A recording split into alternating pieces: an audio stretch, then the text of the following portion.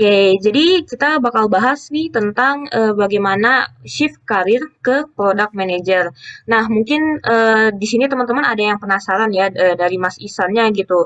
Kayak Mas Isan ini profesinya sekarang itu gimana sih? Kemudian latar belakang Mas Isan tuh latar belakang pendidikan juga mungkin dan juga ya pendidikan baik formal maupun non formal Mas Isan itu seperti apa, kemudian pengalamannya dari sebelum menjadi product manager itu seperti apa. Mungkin boleh di-sharing-sharing dulu nih Mas Isan.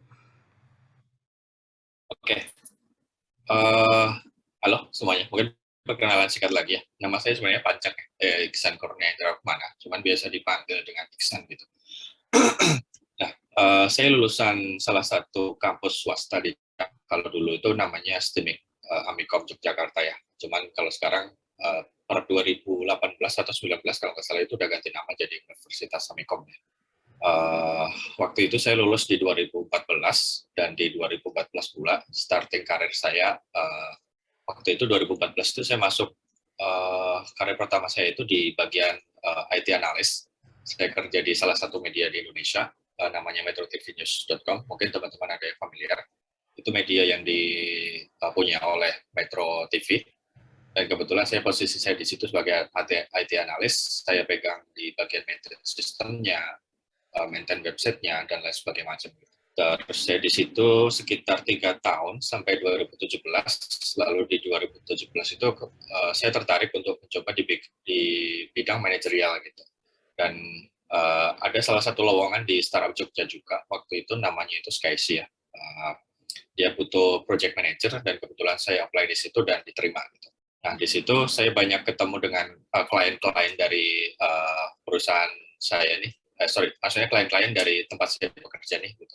Saya sering ngobrol banyak dengan stakeholder, terutama dengan PM-nya, terkait dengan pengembangan produk itu gimana sih, gitu. Gimana nyusun timeline, gimana bikin roadmap, gimana fase development-nya, dan lain sebagainya macam. Gitu. Itu saya di situ selama 1 tahun, sampai 2018, sampai akhirnya saya mendapat offer dari Bukalapak. Waktu itu 2018 mereka open buat associate product manager dan kebetulan saya masuk di situ. Associate product manager ini mungkin bagi teman-teman yang belum familiar itu semacam kayak entry levelnya product manager gitulah, atau biasanya disebut junior product manager gitu. Istilahnya bisa beda-beda sih, cuman intinya associate product manager itu kayak semacam entry levelnya gitulah. Nah di Bukalapak saya 2 tahun sampai 2020.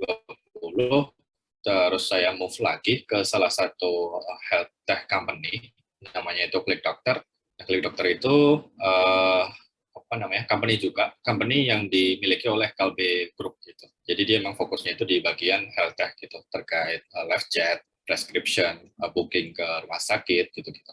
Terus saya di sana sampai akhir 2021, terus mulai awal tahun ini atau 2022 saya move ke company, namanya itu Tribun Network. Itu bagian dari KG Media atau Kompas Gramedia Group juga yang dimiliki oleh Kompas gitu. Mungkin perkenalannya itu dulu ya, Mbak ya. Dari background saya, mungkin pengalaman saya, atau mungkin nanti dari teman-teman kalau ada pertanyaan juga boleh, silakan. Oke, jadi itu tadi perkenalan mengenai Mas Isan, pendidikannya dan kemudian perjalanannya yang awalnya tadi IT analis ya Mas Isan ya. Kemudian Mas Isan ditawarkan untuk posisi product manager dan kemudian akhirnya Mas Isan melanjutkan kalian sebagai product manager gitu. Nah, kalau boleh tahu nih Mas Isan, apa yang membuat Mas Isan tuh memutuskan kalau oh ternyata product manager ini mungkin bisa dibilang cocok lah dengan saya gitu Mas ya kayak oh ternyata saya senang berkarir di product manager dan akhirnya memutuskan untuk melanjutkan jenjang karir ini gitu Mas. Kira-kira apa turning point-nya? Apa yang bikin Mas Isan menyadari hal itu begitu? Oke, uh, sempat saya mention juga tadi sebelumnya gitu. Sebenarnya semua ini itu berawal dari tahun 2017 atau sekitar 5 tahun, 4-5 tahun yang lalu lah gitu. Waktu saya masih bekerja sebagai project manager di PT Skysi atau software house yang di Jogja. Di sini saya sering banget komunikasi sama stakeholder, sama product manager dari klien-kliennya. Gitu. Dan dari sini, karena saya sering tektokan ini, dan ini kliennya itu bukan cuma satu ya, tapi banyak gitu. Dan bisa jadi setiap bulan itu bakal ada klien baru. Jadi sering banget ketemu sama orang-orang baru. Nah dari sini saya tertarik nih buat switch ke product manager, kayaknya seru nih. Karena apa? Karena kita bisa terlibat langsung nih dalam proses pembuatan produk atau feature, mulai dari awal atau dari ideation sampai akhirnya produk tersebut rilis ke market. Beda halnya dengan project manager yang dia itu scope pekerjaannya itu lebih ke kayak manage team, manage timeline, manage roadmap, manage budget, cost dan lain sebagainya. Dan akhirnya selama 1 tahun dari 2017 ke 2018 itu saya masuk ke Bukalapak, dan disinilah saya belajar banyak mengenai product management gitu ya, mulai dari proses discovery, proses ideation, proses research, proses development produk itu gimana, terus setelah development selesai itu proses rilisnya itu gimana, dan lain sebagainya macam, gitu-gitu sih, Pak. Oke, jadi Mas Isan menyukai proses dari product development itu sendiri Mas ya, dan akhirnya Mas Isan pun memutuskan untuk mendalami dan melanjutkan bidang product management tersebut. Oke, nah selanjutnya nih Mas Isan ya, kira-kira sebagai seorang product manager itu ruang lingkup pekerjaannya itu apa saja begitu Mas? Oke, sebenarnya pekerjaan product manager itu ada banyak ya. Kalau disebutin dari A sampai Z mungkin banyak banget gitu. Cuma secara general itu ada 4 sih sebenarnya. Yang pertama itu mulai dari perencanaan produk. Nah di fase ini dari product manager itu harus bisa mendefinisikan visinya. Kenapa sih membuat produk ini? Gitu. Emangnya apa sih alasannya membuat produk ini? Gitu. Karena kalau membuat produk tanpa backup data atau backup angka atau hasil riset dari user itu bakal bias gitu. Maksudnya nanti ketika setelah selesai produknya dirilis itu yang pakai siapa? Itu yang pertama, perencanaan produk. Lalu yang kedua itu melakukan riset produk. Riset produk ini sebenarnya nomor 2 setelah perencanaan gitu. Jadi ketika kita udah set objektifnya nih, kita pengen buat produk A nih gitu. Lalu kita harus melakukan riset nih. Riset ini bisa kita interview ke user, kira-kira kalau kita ada ide produk ini, usernya tertarik atau enggak sih gitu. Terus yang ketiga, memahami kebutuhan pengguna itu seperti apa gitu. Nah, ketika kita melakukan riset, itu pasti kan ada feedback dari customer ya, atau dari user ya, terkait dengan mungkin prototype atau low fidelity yang kita bawa ke user itu, mereka tertarik atau enggak gitu. Atau mungkin bisa aja user itu ngasih saran nih, kayaknya kalau gini kurang bagus deh, bagusnya gini gitu. Nah, kebutuhan pengguna ini kita mesti catat juga sebagai bahan evaluasi ya, kira-kira gimana gitu untuk pengembangan produk ke depannya gitu.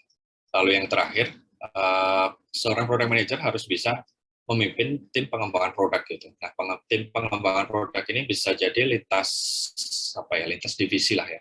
Biasanya terdiri dari technical team, itu biasanya ada front end, back end, apps, test engineer, lalu nge-lead dari product designer juga, mungkin dari researcher juga, dan juga biasanya ada tim bisnis juga gitu. Jadi kayak memimpin tim lintas fungsi yang mempunyai visi yang sama gitu, meluncurkan suatu produk yang mempunyai value ke user dan tentunya mendatangkan income ke perusahaan, seperti itu sih. Oke, baik Mas Isan. Jadi dalam ruang lingkup pekerjaannya tadi ada beberapa dan kemudian ada juga hal-hal yang harus kita miliki begitu ya sebagai seorang product manager. Nah, mungkin boleh dijelasin lebih detail lagi nih Mas Isan ya kayak skill dan kompetensi, mungkin standar kompetensinya untuk menjadi seorang manajer itu kira-kira seperti apa begitu. Iya, mungkin bisa dijelasin lebih detail lagi selain yang Mas Isan sebutkan tadi, atau misalnya ada standarnya atau bagaimana itu bisa dijelasin lebih detail mungkin Mas? Oke, mungkin beberapa skill yang mesti dipelajari atau dikuasai dari seorang product manager itu yang pertama komunikasi ya. Kenapa komunikasi? Karena seorang product manager itu bakal bertemu banyak orang gitu, mulai dari tim internal, dari tim technical, tim bisnis, dan juga bakal ngobrol seringnya itu ke stakeholder gitu. Stakeholdernya itu pengennya seperti apa sih gitu, company goals-nya itu seperti apa gitu. Itu yang pertama, komunikasi. Lalu yang kedua, public speaking. Ini juga penting gitu. Karena ketika kita mempunyai ide produk, tapi kita nggak bisa menyampaikannya dengan bagus, itu kayaknya stakeholder atau biasanya tim itu bakal susah nih mencerna. Maksudnya apa sih? Gitu.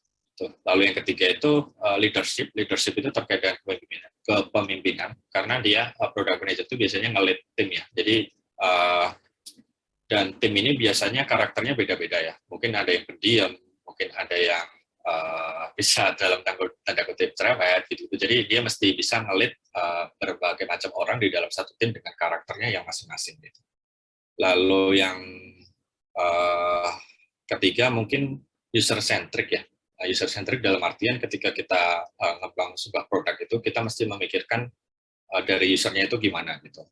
Atau mungkin lebih jelasnya itu kita selalu melakukan question ya. Ketika kita membuat produk itu ada nggak sih user yang menggunakan produk ini gitu. Terus yang kedua, kalau produk ini kita rilis itu bakal nge-solve problem user nggak sih gitu. Seperti itu. Lalu yang selanjutnya itu mungkin skill terkait business impact ya. Gitu. Karena kita ngebangun sebuah produk itu kan pasti harus ada impact-nya nih. Gitu. Misalkan kita ngebuat produk X ke company itu apa sih? Gitu. Apakah dia ningkatin revenue atau ningkatin mungkin visitor dan lain sebagainya macam. Gitu. Terus mungkin sedikit skill terkait desain mungkin atau UI UX gitu. Mungkin ini lebih ke biasanya komunikasi ke product designer sih. Maksudnya biasanya product manager itu intens banget ngobrolnya itu sama product design gitu. Mungkin ketika UI UX itu ngebuat desain itu dari PM harus bisa ngasih saran gitu. Kayaknya kalau gini nggak bagus deh, gitu. Bagusnya gini gitu. Gitu-gitu sih. Dan mungkin technical knowledge juga pakai gini gitu. Artinya ketika produk itu develop, itu kan biasanya ada beberapa fase ya. Fase development, fase testing, sebelum produk itu rilis kan biasanya di testing dulu. Dan PM mestinya juga ikut testing juga di situ. Buat make sure acceptance criteria yang udah disusun dari PM sebelum, dari PM itu udah terpenuhi. Seperti itu. Oke, jadi tadi Mas Isan udah nyebutin ya, kira-kira skill apa aja yang dibutuhkan untuk menjadi seorang product manager. Tadi ada komunikasi, kemudian ada public speaking, kemudian gimana cara kita memanage tim, dan gimana caranya supaya kita itu berpikir bisa melihat dari sudut pandang user yang paling utama, Mas ya. Dan tadi ada juga untuk memahami UI UX gitu. Nah, kalau misalnya gini Mas, jadi contoh nih, misalnya aku merasa kalau, oh aku sudah memiliki skill yang dibutuhkan. Misalnya, aku sekarang bukan product manager dan aku tertarik untuk menjadi seorang product manager gitu ya. Terus aku ngerasa kalau, oh aku kayaknya udah punya nih skill-skill yang disebutin sama Mas Isan, mungkin udah bisa lah ya, untuk melamar kerja sebagai product manager gitu. Nah, tapi kan karena aku asal usulnya bukan product manager nih, kira-kira gimana nih Mas, cara aku meyakinkan dan teman-teman lain yang ingin transisi menjadi product manager, gimana sih cara kita meyakinkan recruiter gitu ya kalau kita ini bisa gitu layak untuk menjadi seorang product manager dengan skill yang kita punya tadi. Oke, mungkin salah satu cara meyakinkan itu bisa dengan portfolio kali ya.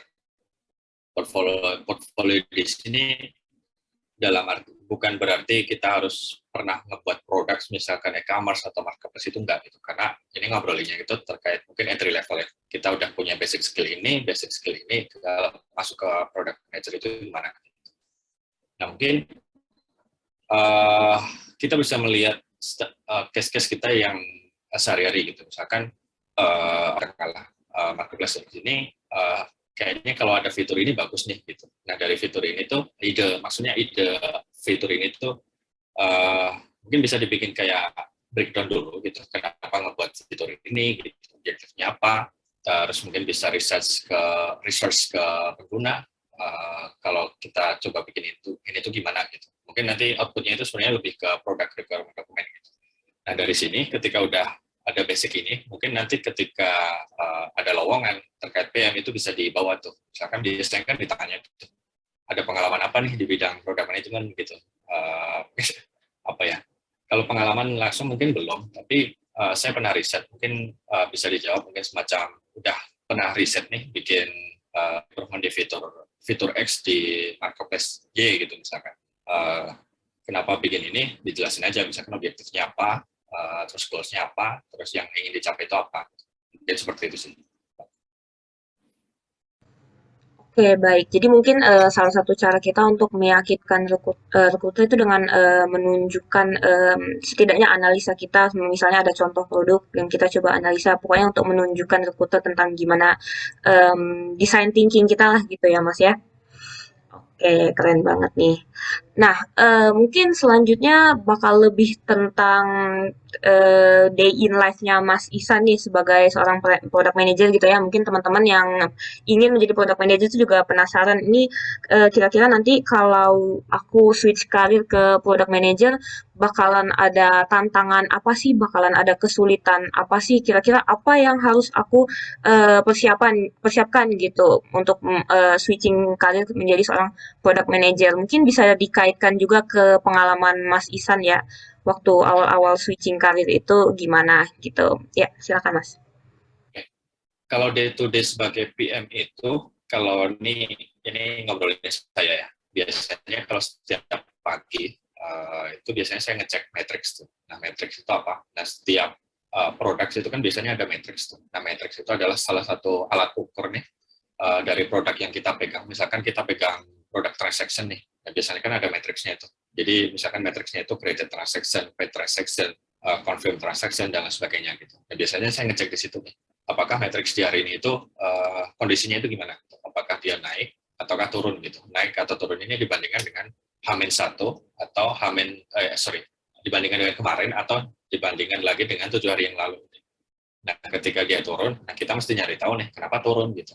Uh, Misalkan udah nggak ada promo nih atau nggak ada apa gitu. Jadi sebagai PM itu kita mesti tahu nih apa namanya produk yang kita miliki itu performanya itu gimana. Lalu setelah ngecek matrix, saya biasanya itu melakukan sync dengan tim atau kita nyebutnya itu biasanya daily stand up ya, buat update progress development-nya itu gimana. Terus mungkin ketika ada obstacle ketika development itu apa yang bisa PM bantu dari situ, mungkin dibantu dengan komunikasi ke divisi terkait atau gimana. Lalu yang selanjutnya itu lebih ke event-event scrum sih, kayak backlog grooming itu biasanya bi-weekly atau 2 minggu sekali, terus pre-planning itu biasanya juga 2 minggu sekali, terus stakeholder report itu bisa seminggu sekali atau 2 minggu sekali, sisa-sisanya ya analisa data, terus analisa performa produknya gimana, terus mungkin meeting-meeting kali ya, karena product manager itu bakal ketika nanti teman-teman masuk ke dunia product manager itu jangan kaget ketika jadwal meetingnya itu padat gitu. Sehari itu minimal 1 biasanya, dan maksimal itu bisa tak tertinggal. Saya pernah meeting itu dari jam 9 sampai jam 5 sore, nggak ada habisnya. Jadi ya kalau ada orang yang plesetin itu PM pekerjaannya meeting gitu. Gitu Mbak. Terus yang kedua tadi apa, tantangan ya atau apa tadi? Iya, tantangannya waktu awal-awal Oke, kalau menjadi tantangannya sebagai PM atau orang yang masuk PM itu saya mohon maaf Mas Isan, ini halo ya ini di aku kayaknya agak putus-putus Mas halo Isannya. ya halo Halo? ini internet saya Iya, gimana di teman-teman? oh gitu Apa macet-macet di juga? saya tes sih tes suara saya udah dengar belum. Iya di aku kedengaran Mas, tapi agak putus-putus sedikit. Di teman-teman gimana kira-kira? Atau Oh gitu, jangan-jangan cuma aku aja? Ah, ini saya iya, bisa dengar putus ya. iya putus-putus juga nih Mas Isan. Oh, ya. Kayaknya internet saya lagi ini soal hujan. Oke, iya nggak apa-apa Mas, bisa di ini dulu mungkin. Oke, masih putus-putus ya sekarang. Suaranya udah nggak terlalu, tapi videonya masih agak kayak macet-macet gitu. Oke, atau saya stop video bentar ya. Boleh.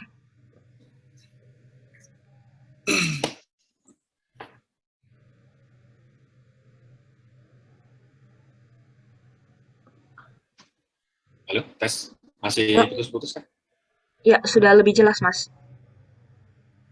Oke, Ya, ya. oke. Jadi Lanjut tadi ya. sampai tantangannya Mas ya. tantangan mau di awal-awal karir menjadi seorang product manager gitu. Oke, kalau tantangan orang yang baru masuk ke product manager itu menurut saya bakal beda-beda ya. Kenapa beda? Karena tergantung dari pekerjaan dia sebelumnya atau basic skill yang dimiliki itu apa gitu. Contoh untuk case saya tadi, karena sebelum jadi product manager itu saya di project manager gitu, otomatis saya udah familiar nih dengan pekerjaan seperti manage team, terus bikin timeline atau bikin roadmap, terus komunikasi dengan stakeholder seperti itu. Cuman di sisi lain waktu itu pas saya baru masuk di product management itu saya belum begitu ngerti nih buat analisa data itu seperti apa gitu.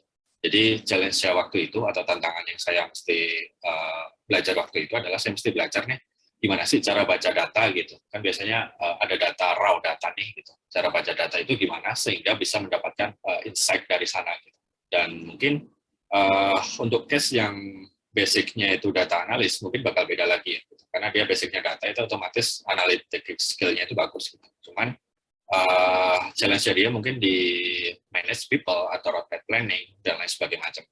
Jadi challenge-nya itu bergantung dari skill yang dia miliki sebelumnya atau pekerjaan dia sebelumnya. Dan saya yakin bakal beda-beda setiap orang.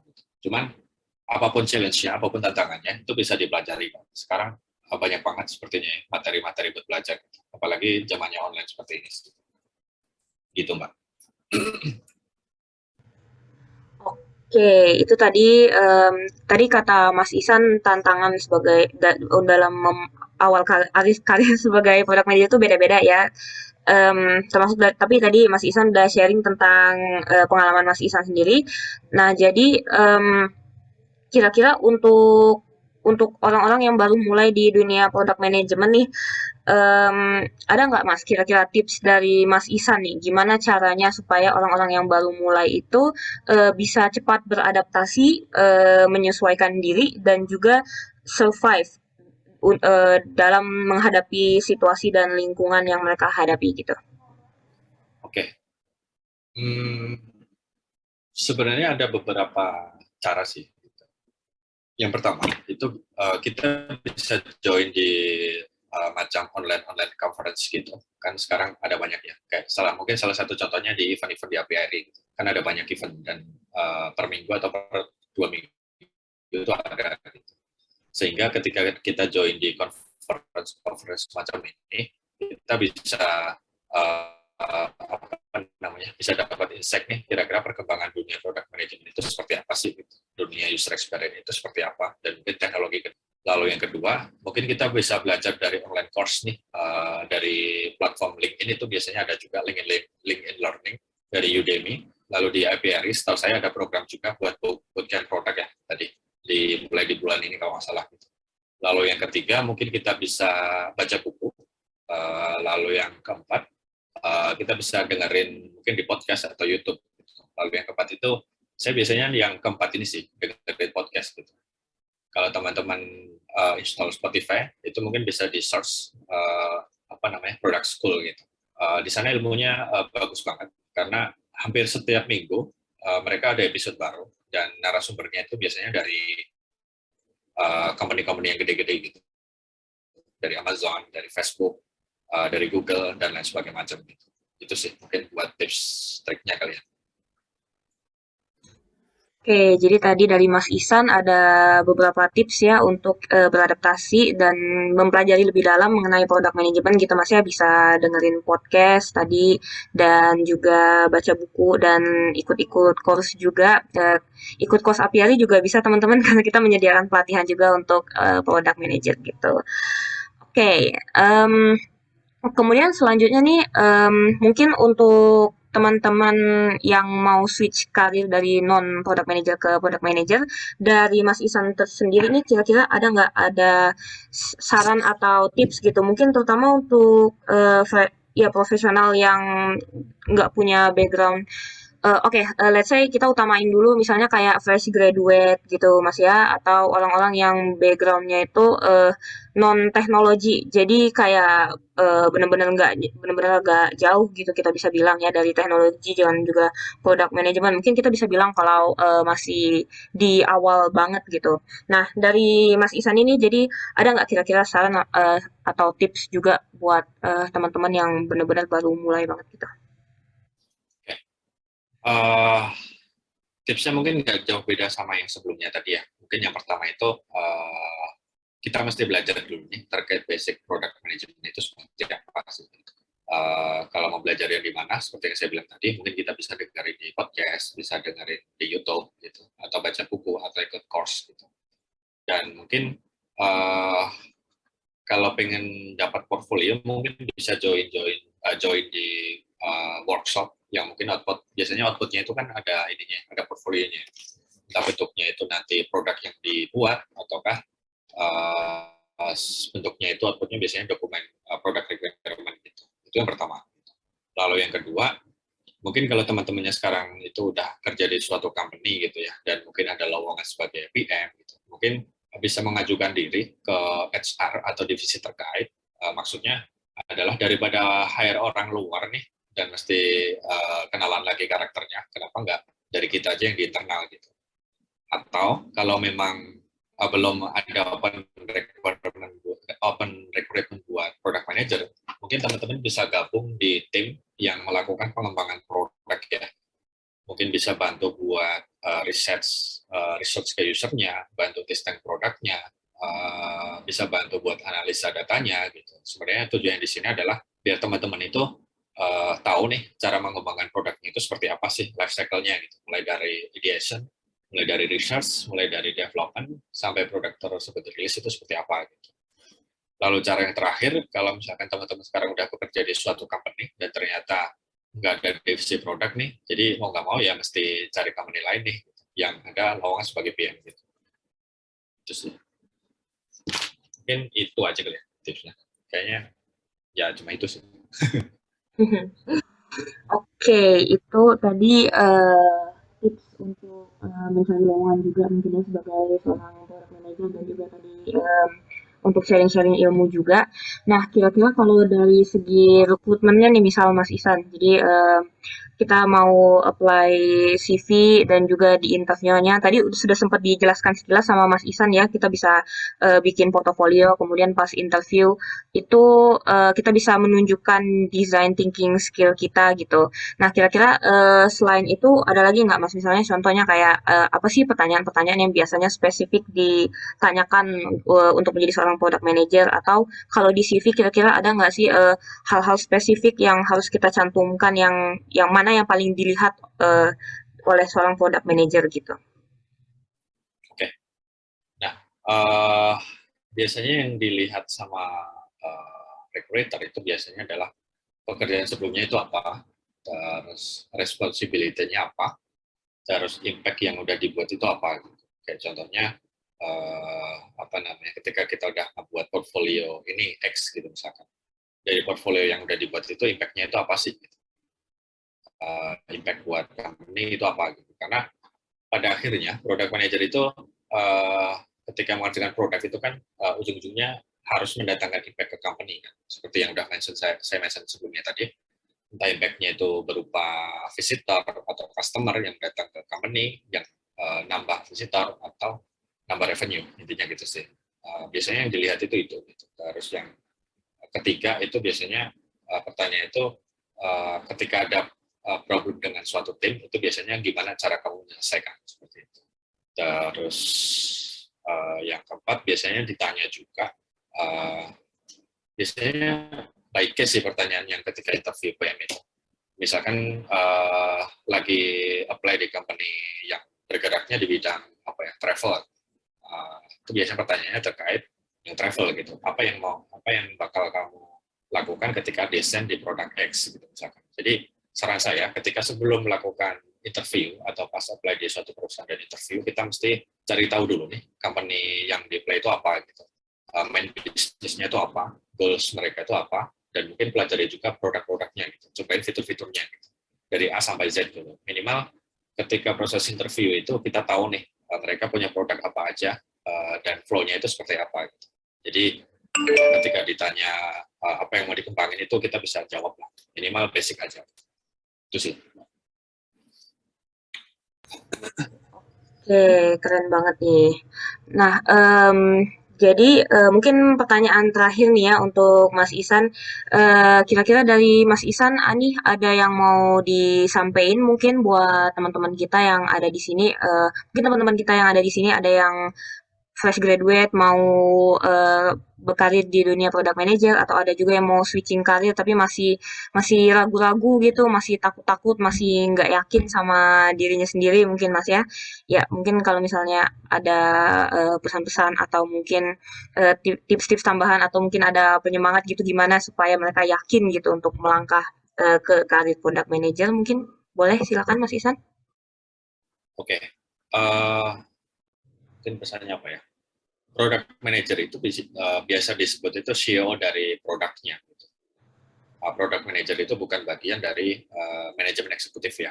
Dan juga product manager itu tidak punya otoritas final buat mengangkat atau memberhentikan karyawan. Tetapi apa namanya? Dan juga product manager itu mungkin tidak bisa menentukan budget dan mengalokasikan resource perusahaan itu sesuai kebutuhan seperti apa. Intinya PM itu bukan CEO dalam arti yang demikian, tetapi seorang product manager itu harus memiliki karakteristik seorang CEO yang baik seperti ownership produknya, terus leadership, drive, ambition, dan analytics seperti itu sih. Oke, thank you banget nih Mas Isan dari tipsnya ya. Ya. Oke, jadi kalau mau disimpulin sekilas nih ya dari Mas Isan tadi, jadi buat teman-teman yang mau, tolong koreksi kalau ada yang kurang-kurang atau salah ya Mas Isan ya. Jadi buat teman-teman nih yang mau switching karir atau baru mau terjun ke jadi product manager itu pertama kita harus supaya bisa adaptasi dan juga survive kita pertama harus nambah ilmu. Ada zaman sekarang kita udah ada banyak banget akses untuk nambah ilmu. Teman-teman bisa lihat di YouTube misalnya atau ikut kursus, bisa baca-baca buku juga dan juga dengerin podcast. Kemudian skill yang harus teman-teman highlight tadi untuk menjadi product manager itu komunikasi, public speaking yang penting.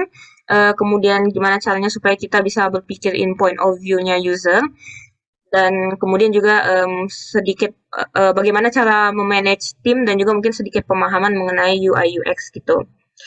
Oke, gimana kira-kira Mas Isan? Bener nggak atau ada salah-salah ucap nih? Ya, benar-benar. Ya, oke. Nah, teman-teman mungkin kalau masih ada yang mau ditanya-tanya